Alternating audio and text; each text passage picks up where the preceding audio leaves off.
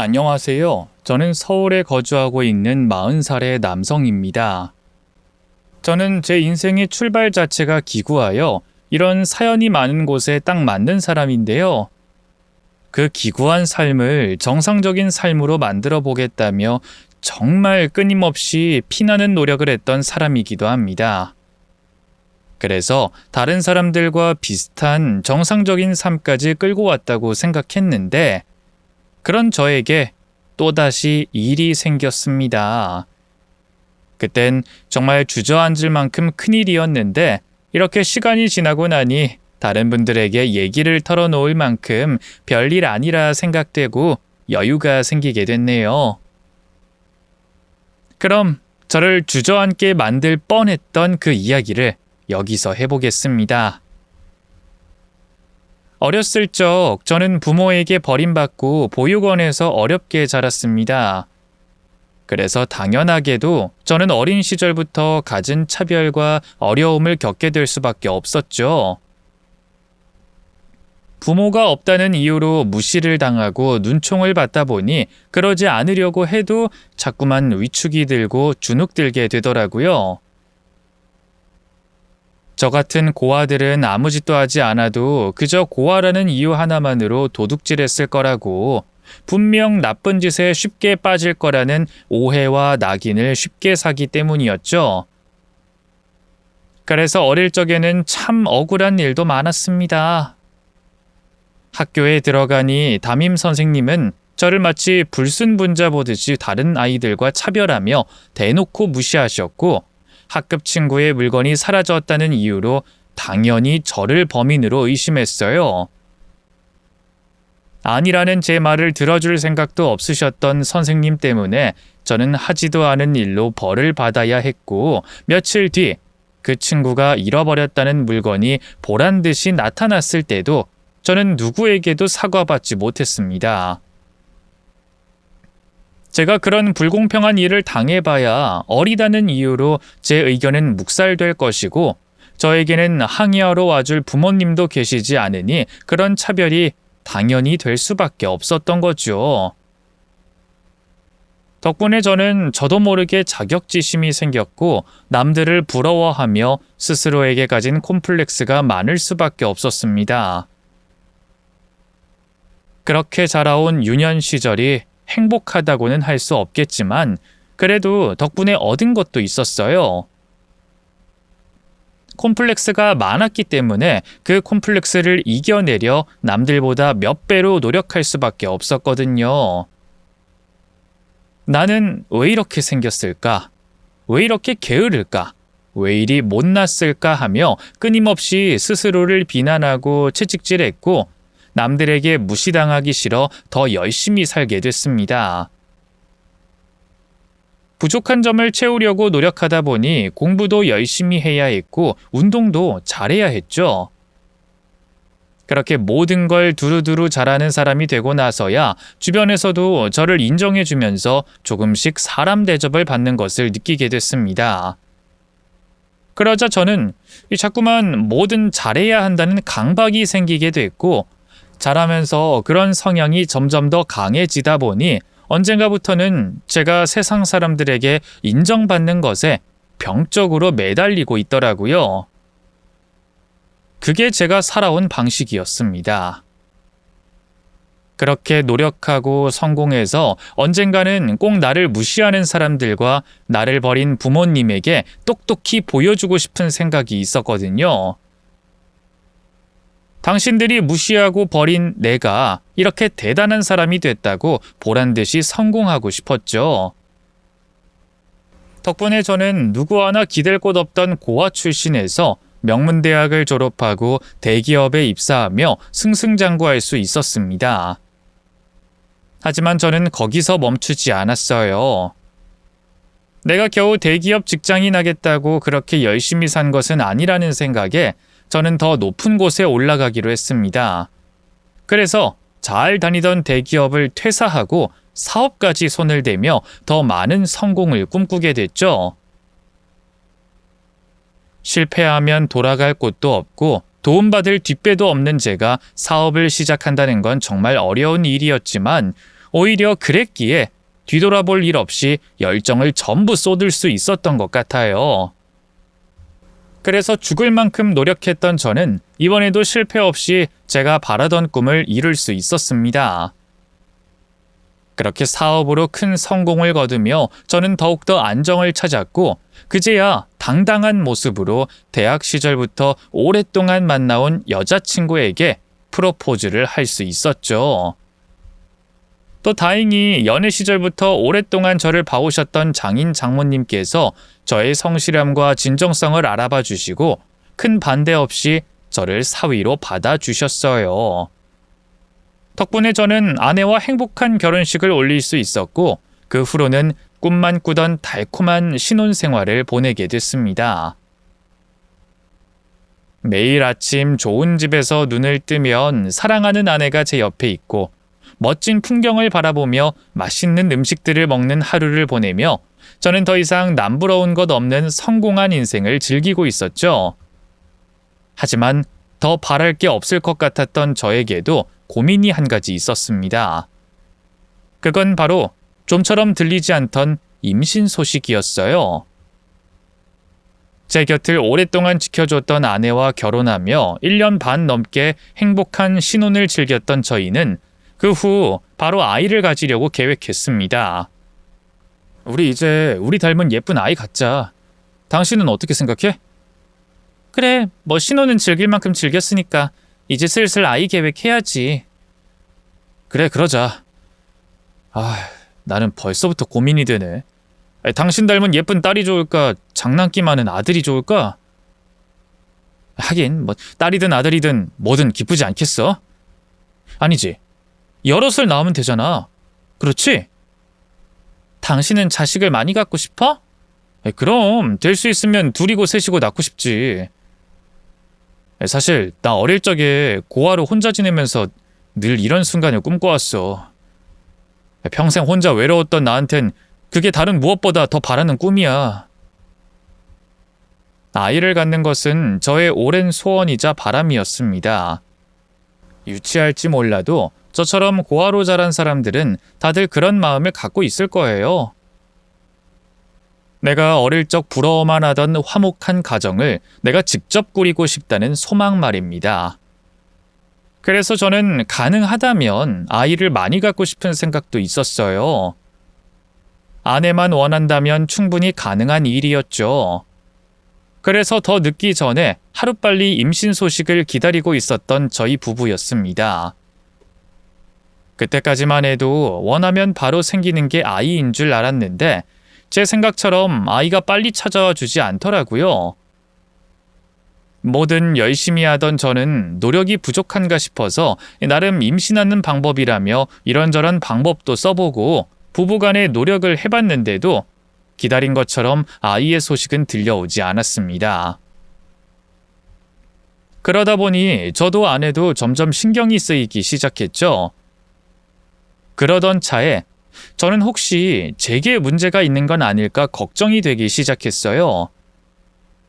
저나 아내나 둘 다 건강한 편이었기에 몸에 이상이 있으리라 생각하고 싶진 않았지만 그래도 걱정되는 마음에 저는 고등학교 시절부터 제 친구이자 지금은 산부인과를 운영하고 있던 의사 친구에게 찾아가게 됐습니다. 워낙 콤플렉스가 많던 저였기에 정말 나한테 문제가 있으면 어쩌나 무척 긴장됐지만 다행히도 검사 결과 저에겐 전혀 문제가 없다고 나왔어요.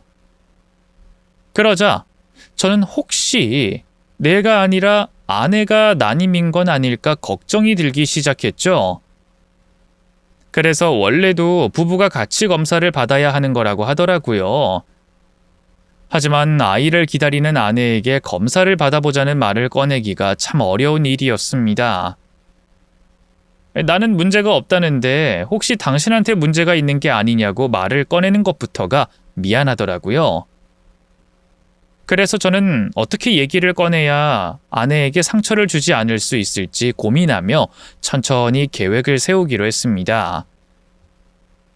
그렇게 아내에게 병원 이야기를 꺼낼 틈을 보던 어느 날, 저는 아내의 화장대에서 이상한 것을 발견하게 됐죠.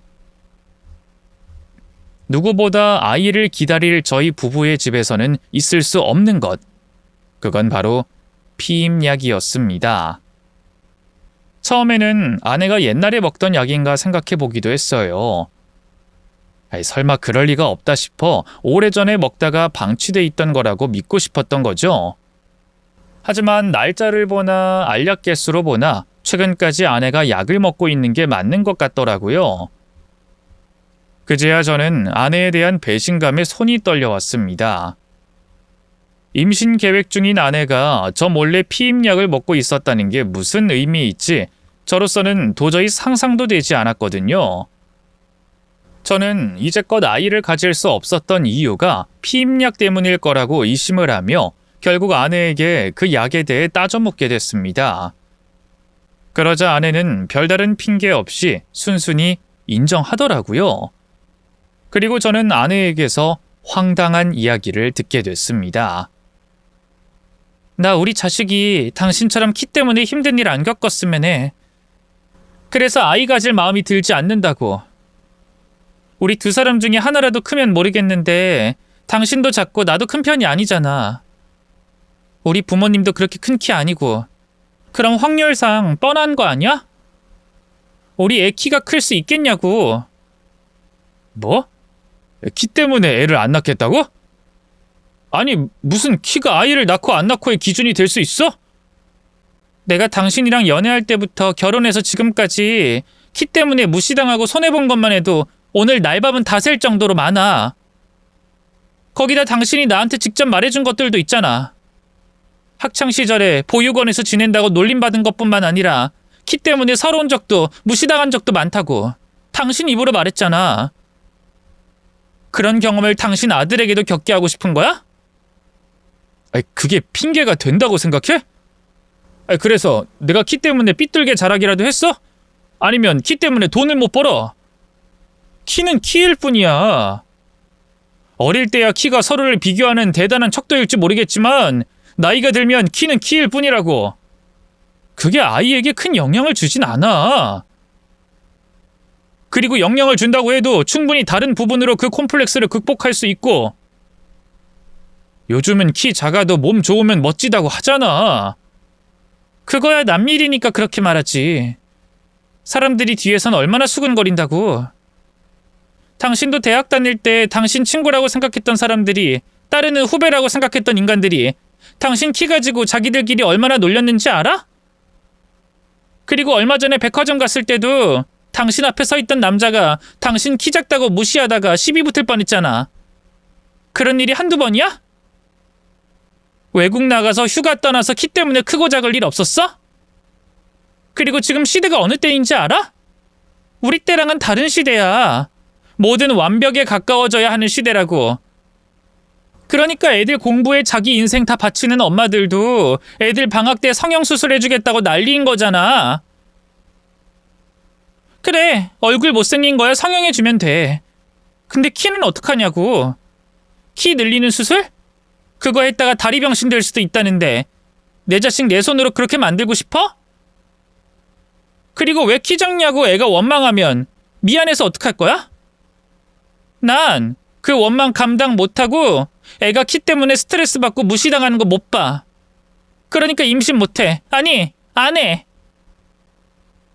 아내는 제가 키가 작다는 이유로 아이를 낳지 않겠다고 했습니다. 말도 안 되는 이유라고 생각했어요. 아니 도대체 키가 뭐길래 우리 사랑의 결실을 갖지 않겠다고 하는 건지 이해되지 않았죠. 물론 키가 작아서 겪는 불편함은 분명히 있었습니다. 160 초반의 키로 인해서 학창시절부터 지금까지 수많은 일이 있었죠. 하지만 키 작은 저를 사랑해주는 아내를 만났고 사업하는 데 있어서, 아니 살면서 제 키가 걸림돌이 된 적은 없었습니다. 그래서 아내를 이해할 수 없었고 설득하려고 했죠. 하지만 소용이 없었어요. 결국 저도 말이 통하지 않는 아내에게 화를 내게 됐습니다. 싫다니까? 싫어. 낳기 싫다는데 왜 강요를 해?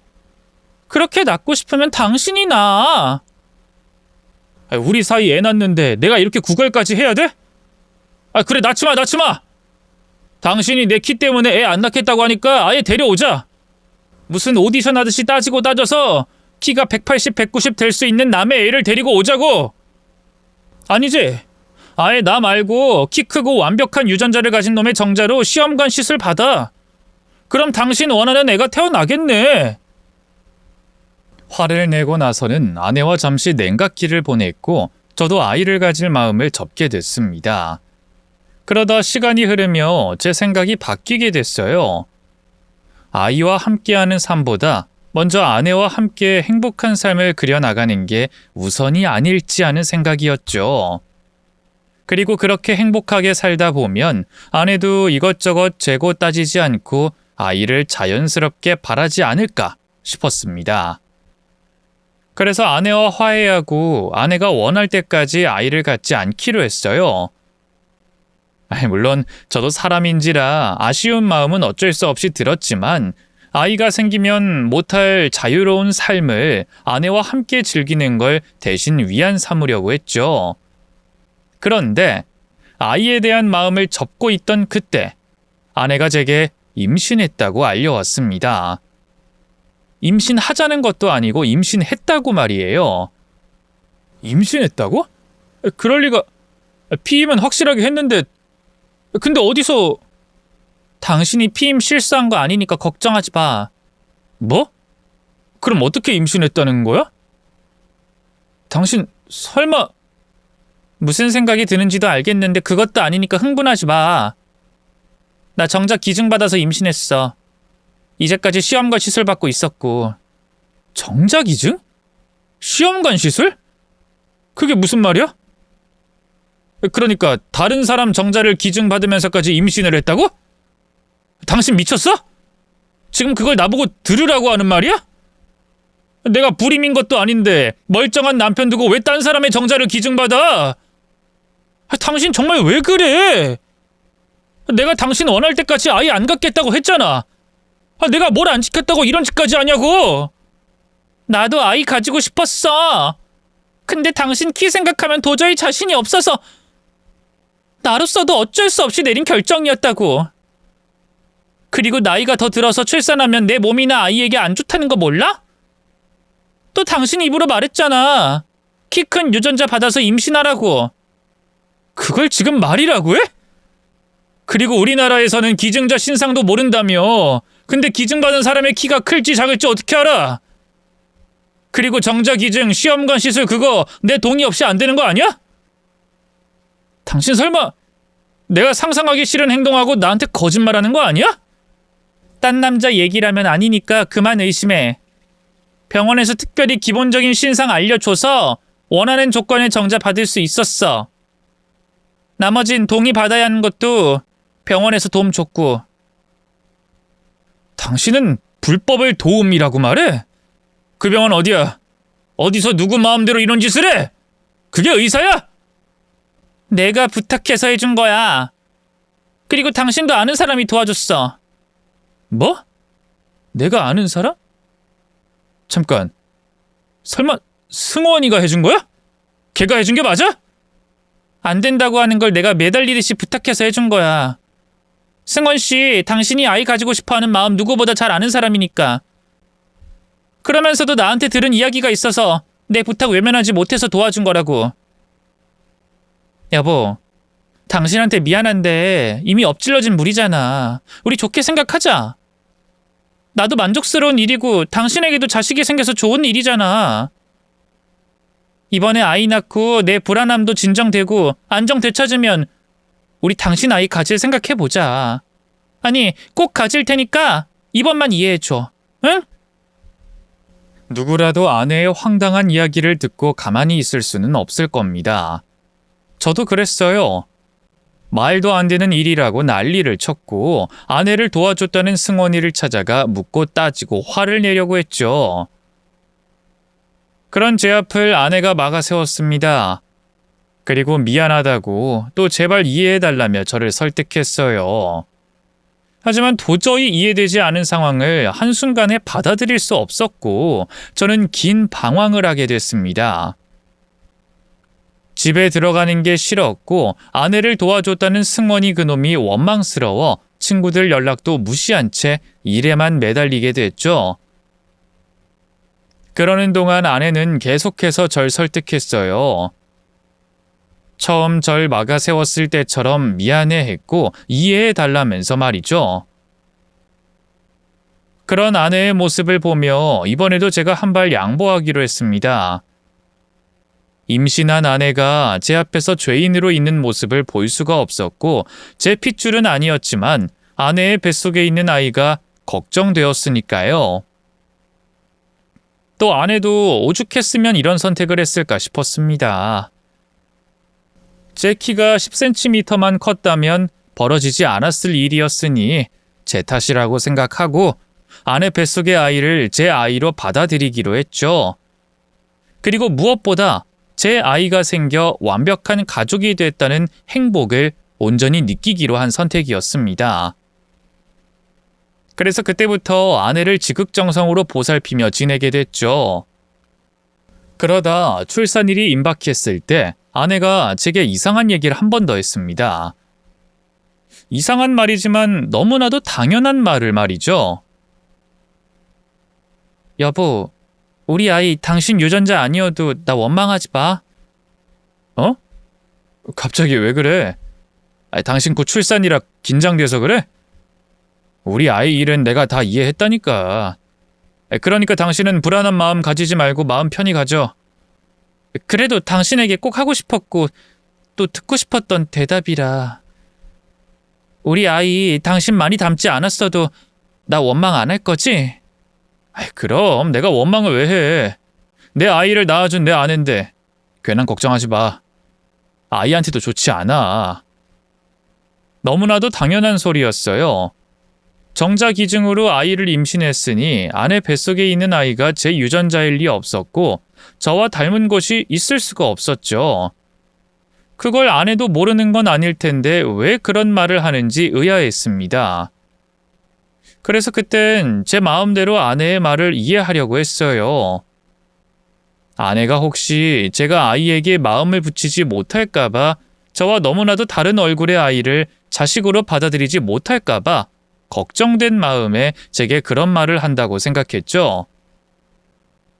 하지만 나중에 세상 밖으로 나온 아이를 보고 나서 의아해했던 아내의 그 말 본뜻을 알게 됐습니다. 아내가 낳은 아기 얼굴은 누군가를 닮아 있었거든요. 그것도 제가 아주 잘 알고 익숙했던 얼굴을 말이죠. 아내가 낳은 아이는 저와 고등학교 시절부터 친구이자 제 아내에게 정자기증과 시험관 시술을 도와줬던 승원이를 똑 닮아 있었습니다. 이제 막 태어난 아이를 보고 누군가를 닮았다고 떠올렸다고 한다면 아마 제가 거짓말을 한다고 생각할 거예요. 저도 누군가에게 그 얘기를 전해 들었다면 그게 가능한 일이냐고 말했을 테니 말이죠. 그런데 아직 피부 주름도 다 펴지지 않은 그 핏덩이 얼굴에서 승원이 얼굴이 정확하게 보였습니다. 너무나도 정확하게 보이는 친구의 얼굴을 보며 저도 너무 당황스러웠고 감히 입 밖으로 꺼낼 수가 없었죠. 당연히 머릿속으로 스치는 생각은 있었지만 절대 그럴 일이 없을 거라고 생각했어요. 그리고 절대 있어서도 안 되는 일이라고 생각했죠. 출산 전 아내가 제게 했던 말이 그 당시 떠오르고 있던 불안한 제 생각과 상상을 더 증폭시켰지만 억지로라도 억누르려 했습니다. 아닐 거라고 생각하며 시간이 흐르고 아이의 얼굴이 조금씩 자리를 잡아간다면 며칠 내에도 아이 얼굴이 확 달라질 거라고 생각했죠. 왜 어린아이 얼굴은 매일매일 달라진다는 말도 있었으니까요. 그래서 기다리기로 했어요. 저도 아이가 태어난 것을 기뻐하는 장인 장모와 아내처럼 겉으로는 행복한 척을 하면서 기다리고 있었죠. 불안과 의심하는 모습은 숨기면서 말입니다. 그렇게 제게는 정말 긴 시간이었던 몇 주간의 시간이 흘렀는데 태어난 아이 얼굴에는 여전히 승원이의 얼굴이 그대로 박혀 있었습니다. 이렇게 더는 기다릴 수 없다고 생각했어요. 그래서 제 의심에 대해서 답을 해줄 수 있는 사람에게 묻게 됐죠. 맘 같아선 아내에게 묻고 싶었지만 제가 듣고 싶지 않은 대답이 아내 입에서 나온다면 견딜 수 없게 힘들 것 같았습니다. 그리고 장모님께서 조리원으로 출퇴근하다시피 아내 곁에 계셔서 아내를 의심하는 말을 하는 것도 힘든 상황이었죠. 저는 친구 승원이에게 찾아갔어요. 그리고 어떻게 된 일이냐며 단도직입적으로 묻게 됐죠. 야, 이 시간에 연락도 없이 무슨 일이야? 너한테 확인하고 싶은 게 있어서. 너 내 와이프 임신 관련으로 할 말 없냐? 지선 씨? 아, 지선 씨 출산했지? 야, 축하한다. 내가 이맘때쯤 언제라고 기억하고 있었는데 너도 연락이 없고 나도 요즘 바빠서 깜빡하고 있었네. 미안하다. 내가 먼저 축하하고 연락했어야 했는데. 지선 씨랑 아기는 괜찮은 거지? 야, 아빠 되니까 어때? 좋냐? 너 정말 할 말 없어? 축하한다는 말이 전부야? 나한테 할 말 없냐고? 뭐? 야, 너 왜 그래? 설마 그 정자기증권 때문에 그런 거냐? 아이가 너 안 닮아서 실망스러워서 그래? 야, 민우야, 그건 내가 저번에도 말했잖아. 미안하다고. 내가 미안하게 됐는데 나도 지선 씨가 너무 간절하게 부탁하니까 어쩔 수가 없었어. 그리고 네가 괜찮다고 허락했다고 얘기하길래 그래서 해줬던 거라니까. 물론 따지고 보면 내 잘못 맞아. 전에도 말했듯이 정자기증의 경우 서면 확인해야 하는 게 원칙이고 최소한 너한테 연락해서 확인해야 했는데 그렇게 하지 못한 건 내가 미안해. 근데 나도 너 돕고 싶어서 그렇게 한 거야. 그러니까 나도 이해 좀 해줘라. 야, 너 모른 척하는 거야? 아니면 진짜 모르는... 아니다. 그냥 내가 맞냐 아니냐고 대답할 수 있게 물어봐 줄게. 우리 와이프 정자기증 받아서 시험관 시술한 거 맞아? 당연하지. 너도 지선 씨에게 들어서 다 알 거 아니야. 다 아는 얘기 왜 또... 그럼 우리 와이프 받은 정자의 기증자 기록 좀 보자. 내가 확인할 게 있어. 야, 그건 법적으로 안 돼. 아무리 네가 내 친구라고 하지만 원칙상 기증자 신상을 함부로 보여줄 수가 없어. 내가 친구라서 서면 확인을 하지 않은 건 되는 일이고? 아니, 그러니까 그건 내가 너랑 지선 씨를 생각해서. 내가 또 민우 네가 어떤 상황인지 잘 알고 있으니까. 야, 너 솔직하게 말 안 하면 내가 지금 이 순간부터 네 병원 앞에서 시위할 거야. 남편 동의 없이 정자 기증 받아서 임신하게 만든 의사라고.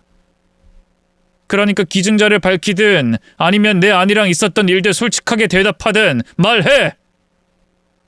민우야, 너 갑자기 왜 이러냐? 네가 그토록 바라던 아이가 생겼는데 왜 그래?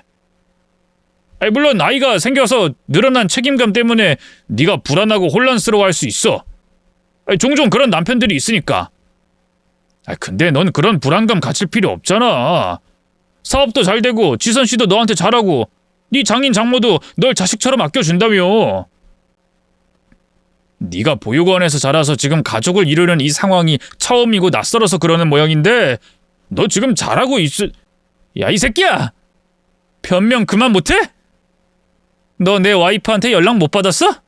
아니면 알고도 날 속일 수 있다고 생각하는 거야? 너 지금 나랑 내 와이프가 낳은 아이 보러 가볼까? 걔 얼굴이 누굴 닮았는지 네 눈으로 봐야 되겠어? 걔 누가 봐도 널 닮았어. 너랑 똑같이 생겼다고! 나도 내 착각이면 좋겠다 싶어서 태어나고 지금까지 기다려봤는데 하루하루 지나면 널 더 닮아가고 있어. 어떻게 점점 더 널 닮아간다고? 그러니까 솔직히 말해. 설마 네가 정자 기증하고 내 와이프한테 장난질한 거야? 아니면 내 와이프랑 바람이라도 났냐? 친구 와이프랑? 너 여기서 솔직하게 대답 안 하면 각오해야 할 거야. 내가 어떤 수를 써서라도 그 아이가 네 아이라는 걸 밝힐 거니까. 제가 자기를 죽일 듯이 노려보며 협박하자 승원이는 눈을 마주치지 못하고 혼잣말을 하며 어쩔 줄 몰라 했습니다. 그런 승원이에게 저는 모든 걸 알고 있다는 식으로 말하며 압박의 강도를 높였죠. 그러자 승원이 입에서 모든 진실이 쏟아졌어요. 민호야, 내가 잘못했다. 내가 진짜 너한테 해선 안 될 짓을 했어. 내가 이렇게 빌게. 내가 이렇게 너한테 잘못했다고 무릎 꿇을 테니까 제발. 네가 나 패고 싶으면 네 분이 풀릴 때까지 패. 만약 그 아이 못 키우겠다면 내가 키울게. 하여튼 네가 하라는 대로 바라는 대로 다 할 테니까 제발 다른 곳에만 얘기하지 말아줘. 이런 짓을 한 내가 너한테 이런 말 할 자격도 없고 이런 말 하면 더 나쁜 놈이라는 걸 알지만 우리 딸 이제 내가 누군지 알아봐. 가족이 뭔지 아는 나이가 됐다고. 근데 이 사실 알게 되면 나 우리 딸이랑 헤어져야 해. 너도 우리 와이프 성격 알잖아. 나 바로 이혼당한다니까? 네가 나한테 어떻게... 그래서 어떻게 된 일이야? 네 정자로 장난질한 거야? 아니면 내 와이프랑 바람난 거야? 그래도 내가 명색이 산부인과 의사인데 어떻게 의료행위로 장난질을 하겠어. 맞아. 내가 지선 씨랑 그렇고 그런 관계였던 적이 있었어. 근데 민우야, 지금은 아니야. 아니, 한참 전에 그 관계 정리했어. 지선 씨가 임신했을 때 출산해서는 안 된다고 말렸던 사람이 나라고. 나도 상황이 이렇게까지 되길 바라진 않았어. 감정에 이끌려서 넘지 말아야 할 선을 넘긴 했다만 지금 이 상황 내가 바랬던 상황은 아니야. 근데 지선 씨가 아이를 낳아야 되겠다고 고집을 피우는 바람에... 미친놈. 그걸 지금 변명이라고 하고 있냐? 상황이 이렇게 되든 안 되든 친구 아내랑 바람 피워도 돼? 가정도 있다는 새끼가... 야 뭐? 네 딸이 이제 널 알아봐? 그렇게 딸 걱정하는 새끼가 지 아내 두고 딸 두고 바람을 피우고 있어? 그것도 친구랍시고 날 만나면서? 잡아 쳐 죽일 새끼. 너 아까 나보고 분이 풀릴 때까지 때리라고 했지? 그래, 지금 당장 맞자. 어디서 맞을래? 병원에서 맞을 거면 같이 근무하는 의사, 간호사, 병원 찾은 환자들 다 내보내고 맞자. 내 분이 풀리려면 아주 오랫동안 맞을 것 같거든. 민우야, 너 정말 꼭 이렇게 해야 되겠어? 다른 식으로도 얼마든. 그럼 어떡해? 뭐 바로 재수 씨한테 전화할까? 네 딸은? 네 딸 아직 말을 못 알아듣나? 어린이집에 전화해서 네 아빠가 친구 아내랑 바람났다고 말해주고 싶은데 그건 안 될까? 알았어, 민우야. 밖으로 가자. 밖에 나가서 맞을게. 나가서 네 분이 풀릴 때까지 맞을 테니까 제발 그것만은 하지 말아줘. 이미 예상한 상황이었지만 밀려오는 배신감에 도저히 가만히 있을 수가 없었습니다. 어떻게든 제 분을 풀어야 하겠더라고요. 그래서 자진해서 분풀이를 당하겠다는 승원이를 데리고 가 정말 흠씬 두들겨 팼어요. 그러다가 제 분이 다 풀리지 않았지만 그래도 아무것도 하지 못한 채 손을 놓고 있는 것보단 나았습니다. 뭐 다른 식의 복수를 할 수도 있었지만 제가 고아로 자라서 그런지 몰라도 화가 난 순간에도 승원이의 딸이 떠오르더라고요. 그래서 그 녀석을 패는 것과 딱 한 가지만 더 요구하고 놈과의 일과 인연은 마무리하려고 했습니다. 그래, 여기까지만 하자. 더 패면 뭐하겠냐? 풀리지도 않는 걸. 고맙다, 민우야. 그리고 미안하다. 정말 미안해. 네가 돈이 뭐 필요하겠냐마는 남의 자식 키우는데 돈 들어가는 게 아까울 수도 있으니까 아이 키우면서 드는 돈은 내가 부담할게. 그리고 닥쳐. 내가 아무리 외롭게 자라고 가족이 필요한다고 한들 미쳤다고 바람난 여자랑 살고 바람난 친구 사이에 애를 키우려고 하겠어? 나 이혼할 거야. 그러니까 네가 도와줘야 되겠어. 내가? 내가 뭘 어떻게? 지금부터 내 와이프랑 어떻게 만나게 됐고 무슨 일이 있었으며 뭔 짓을 했는지 다 설명해. 그거 내가 다 녹음할 거야. 그리고 내 와이프랑 만나면서 나눴던 대화, 찍었던 사진 등등 증거들도 다 내놔. 그걸로 아내랑 이혼할 거니까. 근데 그러면 잘못하다가 우리 와이프도 알게 될 수 있고 지선 씨랑 관계 정리하면서 불륜관계 증거가 될 만한 것도 다 없앴는데. 네 와이프가 모르게 하는 건 네가 알아서 할 일이고 증거가 없으면 만들어서라도 가지고 와. 그리고 너 지금 내가 하는 말에 토달 때가 아니야. 제수 씨한테 또 네 주변 사람들한테 얘기하지 않는 걸로만 해도 감지덕지해야 하는 상황이라고. 어?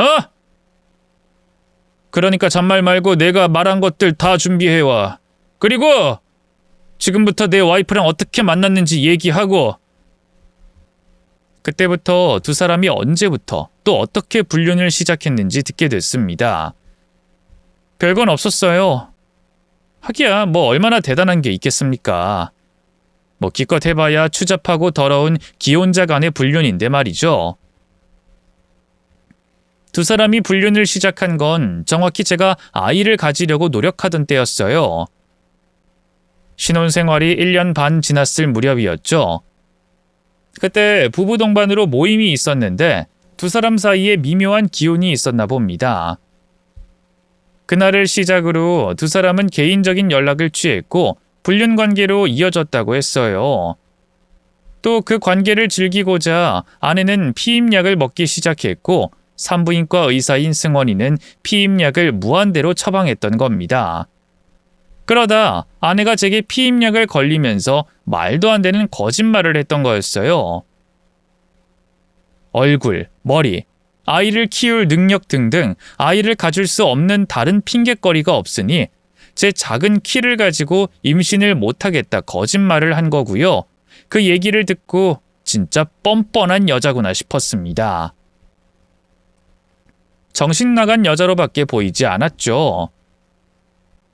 어쨌든 그 후로 승원이에게 듣게 됐던 두 사람의 불륜은 TV나 영화에서 나오는 그대로였습니다.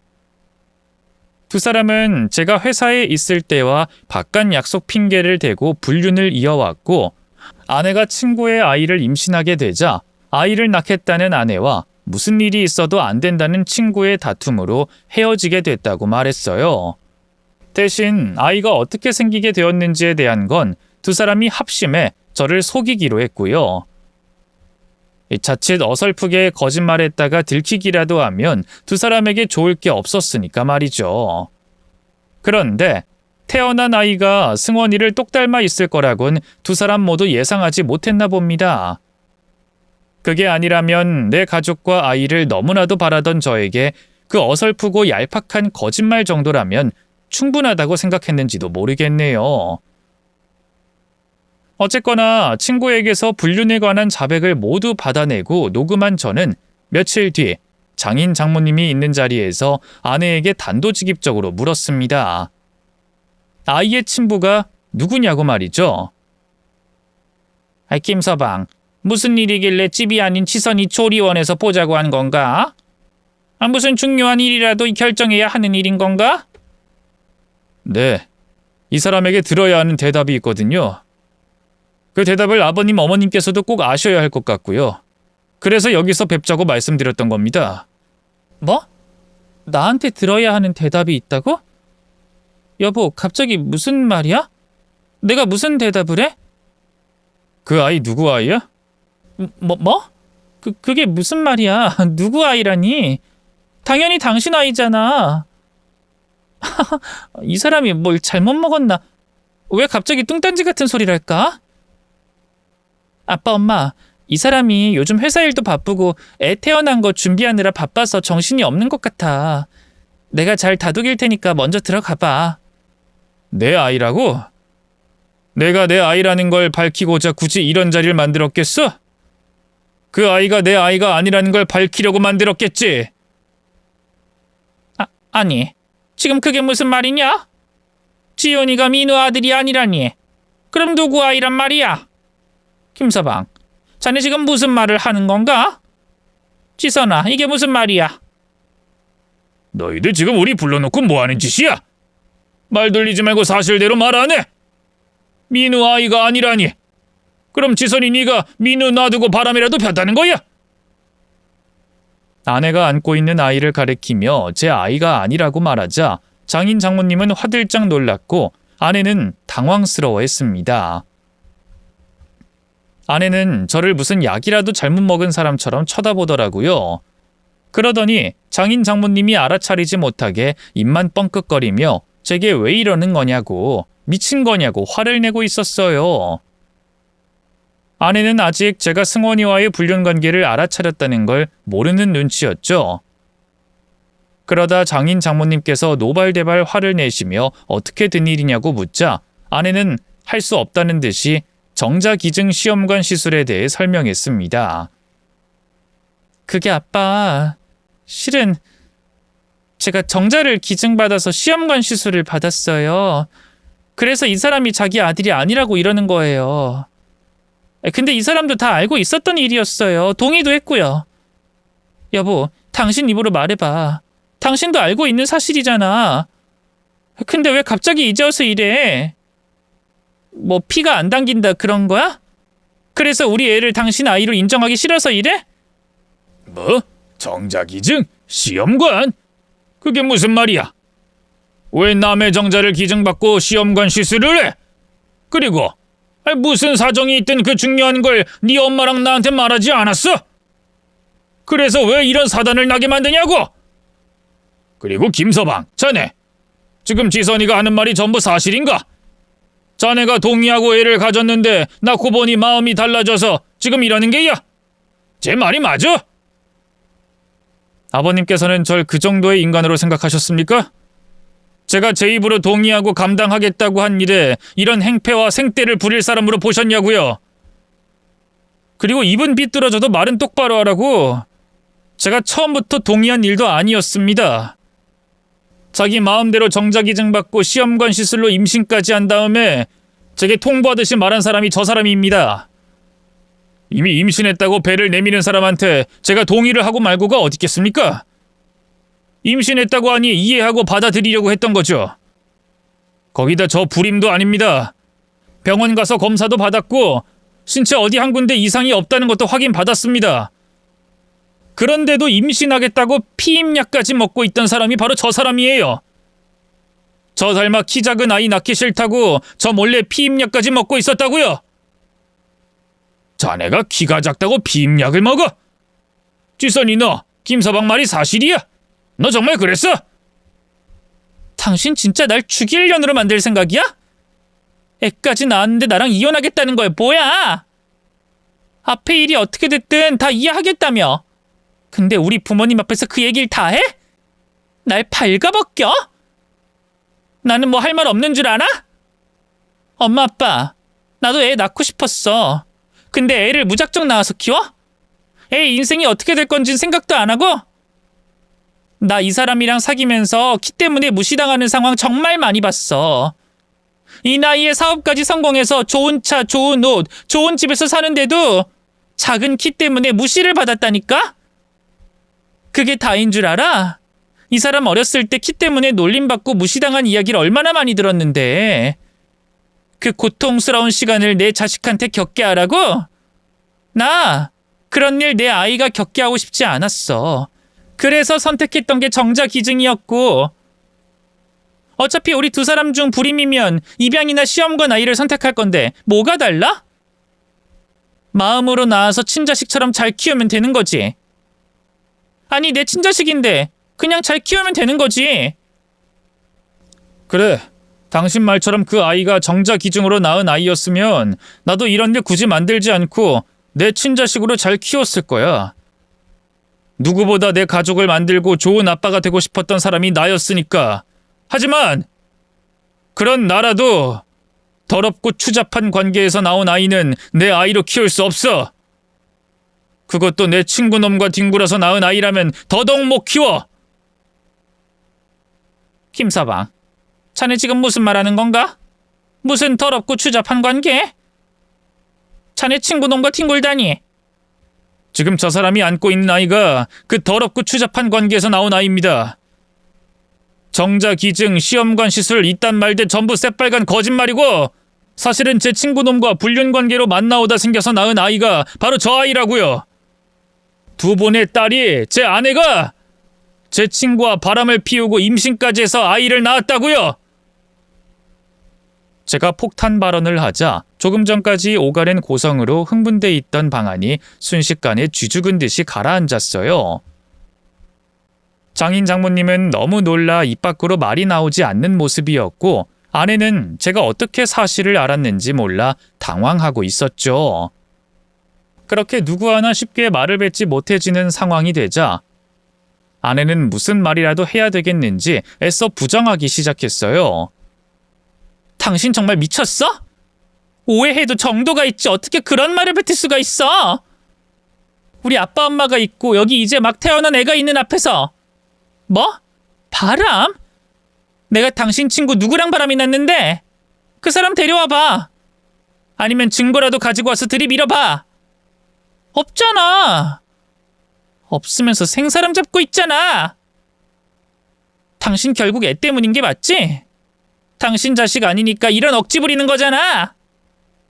넌 내가 아무 증거도 없이 두 분을 여기까지 오시게 만들었을 거라고 생각해? 그래, 네가 원하는 증거 보여줄게. 네 불륜 상대되는 놈에게 직접 녹음한 내용을. 아내의 말을 잘랐던 저는 불륜을 인정한 내용이 담겨 있는 녹음본을 바로 틀었습니다. 그리고 그 얘기를 듣고 있는 장인어른과 장모님에게 또 어떻게든 이 상황을 빠져나갈 궁리를 하고 있는 아내에게 승원이가 제게 넘긴 불륜 증거들을 직접 나눠줬죠. 거기엔 아내가 승원이의 아이를 임신하고 난 이후 출산 관련으로 다투고 갈등을 빚은 대화 내용도 있었고 두 사람이 다정하게 찍은 사진, 둘만의 기념일을 남긴 물건들이 다 나와 있었어요. 그리고 결정적으로 승원이의 도움을 받아 승원이와 아내가 낳은 아이의 친자 검사 결과지가 있었습니다. 제가 틀었던 녹음 내용보다 다른 수많은 증거들보다 친자일 확률 99.3%의 그 결과지가 더 확실한 불륜의 증거였죠. 쐐기를 박는 증거를 보며 아내는 더 이상의 부정을 포기한 듯 보였습니다. 망연자실한 표정과 자세를 취하고 있었죠. 그리고 장인어른과 장모님께서는 이 사실을 도저히 믿을 수 없는지 제가 건넨 딸의 불륜 증거를 보며 계속해서 고개를 젓고 계셨습니다.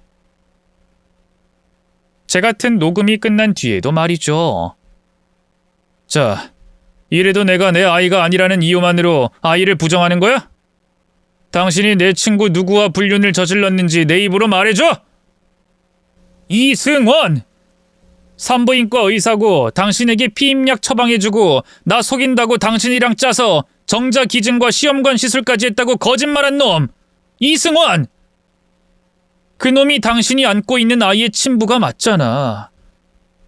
자, 이제 뭐라고 할 거야?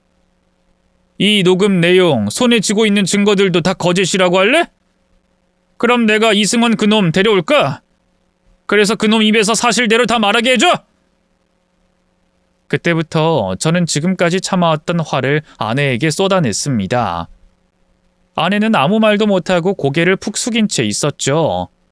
그때 장인어른께서는 제 앞으로 뛰어와 무릎을 꿇으셨고 장모님께서는 침대에 있던 아내를 바닥으로 끌고 내려와 제 앞에 무릎을 꿇게 하셨습니다.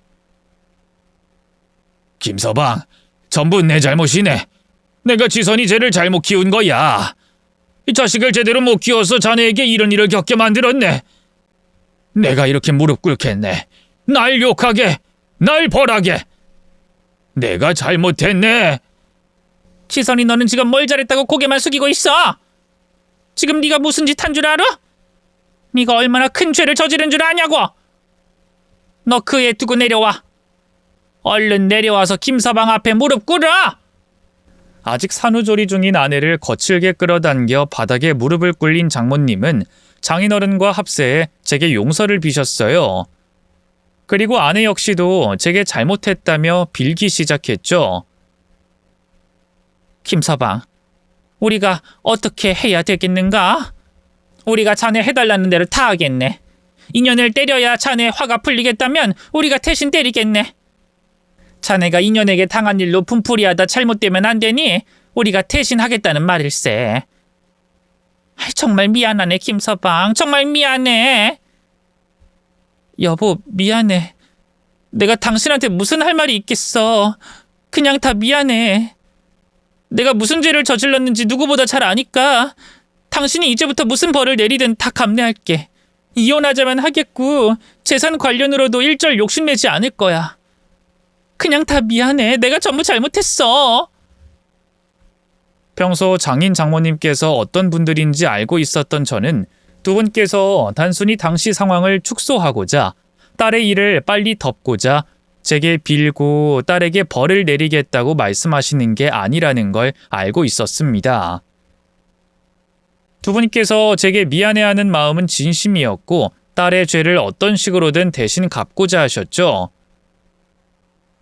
그럴 분들이라는 걸 알았기 때문에 제가 두 분을 모시고 그러한 사실을 밝히게 된 거였어요. 그것만으로도 아내에게 큰 벌을 내리는 것과 다름이 없었으니까요. 또 아내와 이혼하는 것 이외에 제가 할 수 있는 복수가 없었습니다. 승원이 그놈에게 했던 것처럼 아내를 팰 수도 없는 모양이었고 주변 사람들에게 소문을 낼 수도 없었어요. 소문을 낸다고 한들 저라고 욕을 안 먹겠습니까? 그래서 모든 사실을 장인어른과 장모님이 계신 앞에서 밝혀 아내가 자기 가족에게 손가락질 받게 만드는 걸로 끝을 보려고 했어요. 또 그렇게 했고요. 이혼과 아내가 낳은 아이를 저에게 문제 삼지 않겠다는 확답을 받은 다음 산후조리원을 나오게 됐죠. 이후 제가 따로 신경 쓸 것도 없는 이혼 소송이 시작됐고 아내와는 깔끔하게 이혼할 수 있었어요.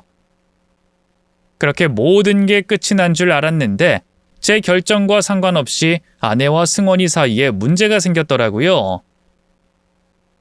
모든 사실을 저에게 이실직고한 승원이에게 화가 난 아내가 직접 병원으로 찾아간 거였습니다. 그리고 그곳에서 두 사람 사이에 아주 큰 다툼이 벌어졌다고 했죠. 아내는 끝까지 시치미를 뗐으면 지금 같은 일은 벌어지지 않았을 거라며 자신만 이혼하고 아이까지 책임지게 됐다며 승원이에게 화를 냈다고 했고 승원이는 그러게 자기가 얘기했던 것처럼 아이를 지웠으면 모든 게 잘 해결됐을 거라며 자기에겐 죄가 없다며 이번 일은 전적으로 아내 책임이라고 말했답니다. 그 말에 격분한 아내가 승원이 방에서 나와 병원과 건물 밖 사람들에게까지 승원이의 행동을 고래고래 소리 지르며 알렸다고 했어요. 그 일로 승원이는 아내에게 불륜 사실이 밝혀져 이혼 소송을 당했고 산부인과 의사가 정자기증을 임의로 진행하고 또 그게 불륜을 위한 거짓말이었으며 아이를 지우라고 강요까지 했다는 소문이 퍼져 공동으로 개원한 병원에서 나와야 했습니다. 아니, 산부인과 의사 생활을 더 이상 할 수 없었어요. 그러면서도 제게 모든 걸 이실직고 했던 녹음과 증거들이 발목을 잡아 아이의 양육비를 부담해야 했죠. 또 아내 역시도 승원이에게 명예훼손과 업무방해로 고소를 당했고 자기 입으로 불륜한 사실을 떠벌리고 다니는 바람에 사람들이 곁에서 떨어져 나갔습니다. 그날 모든 사실이 밝혀진 이후 아내는 장인 장모님에게 붙잡혀 집안에 갇힌 듯 지내게 되어 주변 사람들이 떨어지든 말든 생활하는 데 큰 차이는 없었겠지만요. 어쨌든 두 사람은 서로가 서로를 물어뜯으면서 각자 받아야 할 죄를 서로에게 주는 꼴이 됐습니다. 물론 저에게도 그 일은 큰 상처가 됐어요. 특히나 저는 내 가족을 꾸리는 게 큰 열망과 간절함이 있던 고아 출신이었기 때문에 그 상처와 충격이 다른 사람들보다 클 수밖에 없었습니다. 하지만 전화위복이라는 말처럼 그때 절망감을 느낄 정도로 충격적인 그날의 일은 저에게 다른 행복을 만나게 해주는 전환점이 되어줬어요. 전 부인과 이혼을 한 뒤에 정말 마음씨 좋은 지금의 아내를 만나게 됐거든요. 또 제게 부모님과 같은 장인어른과 장모님을 가족으로 맞이하게 되며 정말 행복한 하루하루를 보내고 있습니다. 그 행복을 구성하는 요소 중에는 육아도 포함돼 있어요. 그렇게 바라던 제 아이와 함께하는 삶을 살고 있거든요. 그렇다고 그날의 일이 제게 꼭 생겨야 했다는 건 아니지만 그날의 일 덕분에 지금 너무나도 행복한 순간 속에서 살아간다는 생각이 드네요. 전화위복. 이 말을 저처럼 힘든 일을 겪고 계신 분들에게 말씀드리고 싶습니다. 그러니 아무리 힘든 일을 겪고 계셔도 너무 절망하지 마세요. 감정에 휘둘리지 않고 나를 지키며 힘든 시간을 견뎌낸다면 분명 행복은 찾아올 거라는 걸 알려드리고 싶네요. 그럼 저는 인사드리고 글을 마치도록 하겠습니다. 시청해주셔서 감사합니다. 안녕히 계세요.